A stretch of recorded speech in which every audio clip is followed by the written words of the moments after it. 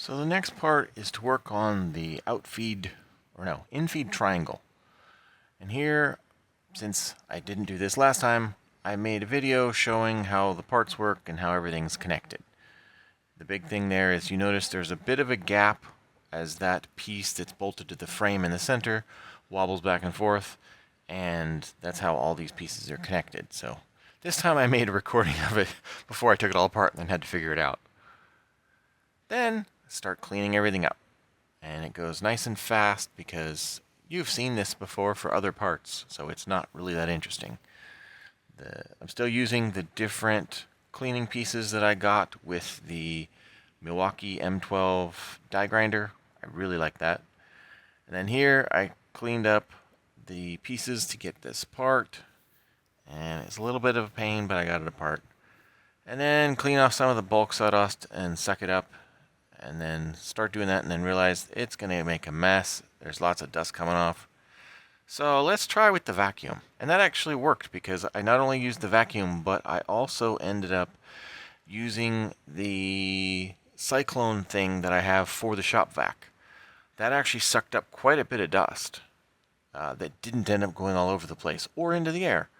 Now granted, it still made my filters dirty, but that's okay. They're filters, they get cleaned with air and stuff.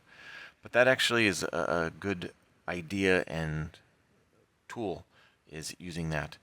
The hose did keep falling down, and I did keep running out of batteries because it uses up all the batteries because they're old.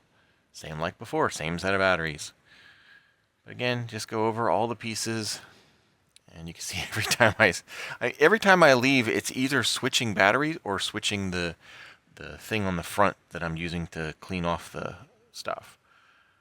And then here it's like, okay, there's a lot of gunk on that front piece because that's right where the infeed stuff goes. So that would have had all the sap and wood. There was like almost a 1/4 inch of stuff stuck on that one piece that I chiseled off.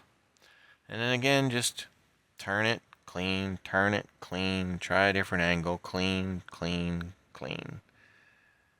And then more cleaning, and then a different piece that gets into the more of the corners. That's the rubberized with the 80 grit stuff in, and then I move to the drill and run through all the corners and everything, because again, each different tool I've found does a different spot differently, so you got to run through all of them. Just like when you're sanding wood, you go through the different grits.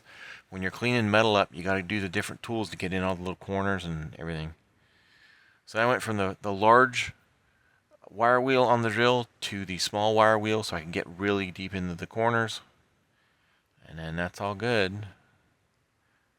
And then this time I remembered to cover up all the surfaces, mostly. I did forget several, as we'll see in a bit, after I flip it over and it's like, oh crap, I forgot those. Okay, put it back on. Then finish. Then put it in the centers there. But yeah, I used the bare metal primer on it like last time, then the blue. Same blue and same bare primer. Like I said, I had the 6-packs of those. So I'm almost used up the whole 6-pack, interestingly enough, and I have 2 more pieces to go, so we'll see how that ends up going. Again, this was covered in lots of dirt, so to clean that off, get all this sorted and cleaned up nice. And then once that's all cleaned up, take a break as it gets dusty, clean it up in between, not on camera. Put tape on where the paint's not supposed to go, and then get it all ready to go. And that handle and such is heavy. I noticed that I can hold it for a while, but by the time I was done with that, my arm was sore. Or at least, not sore, but the blood was done, and I needed to take a break so that the more blood would circulate. Because holding heavy things for that long and moving it around is a challenge. Now I got that all done. Oh, there I got the new oilers put on. I ordered those from the McMaster car. They had those. And here going through and cleaning up all the holes like before. Worked good with the drill.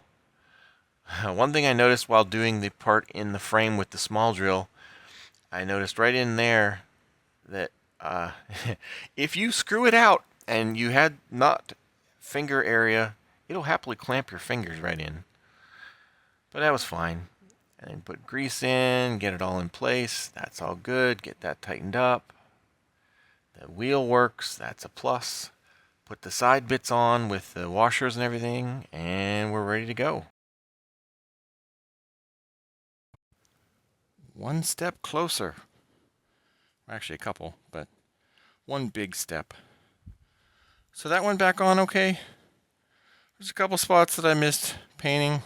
I don't know if I'm going to worry about it or if I'm just going to do it when I'm done with everything, go back and touch up stuff.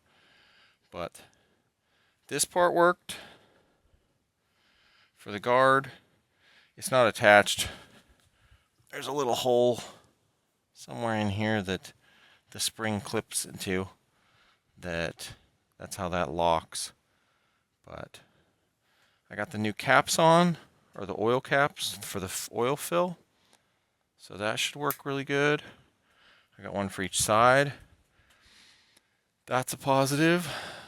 This is a positive. This is a positive.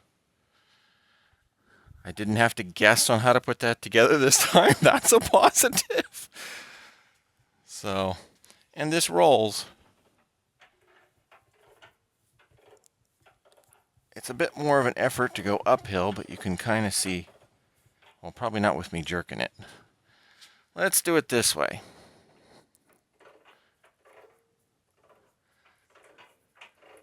There you can see the table moves. It's a little noisy, but that's okay. There's gears and stuff that make noise. But I got grease down in there. I got some grease in here. I got a little bit of dry lube in the stainless or the steel on steel area. And little chips here and there. But it looks much better than it did when I started. And that was the goal, really, is to clean off any possible rust and make it look fancier. It looks fancier. So, I think that's really cool. So now, two more major things. The table, which shouldn't take too long, because that tabletop didn't take too long. And then the fence, which again shouldn't take too long.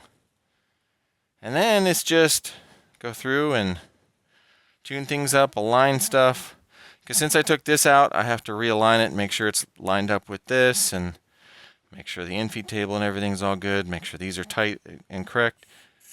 There's also I still have to put the motor back on and figure out where that's going to go and all that stuff. But that's okay. Those are easier steps than this part. Because the motor is just placement and screw stuff down and you're done. There's no cleanup and all that kind of mess. But, yeah, I think this is cool. I think that's going to work. I am pretty sure that I'm going to clean these tables up. I mean, I like the finish. So we'll see. I may leave it. I don't know. I have paste wax on it.